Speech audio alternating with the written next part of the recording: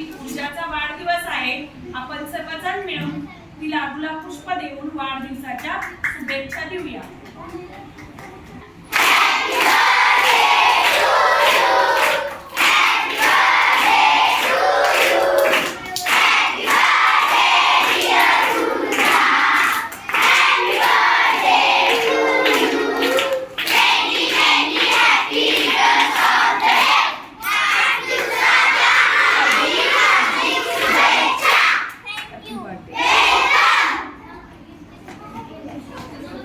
आणि तिच्या पालकांनी आपल्या वर्गासाठी शैक्षणिक साहित्य दिलेले आहे.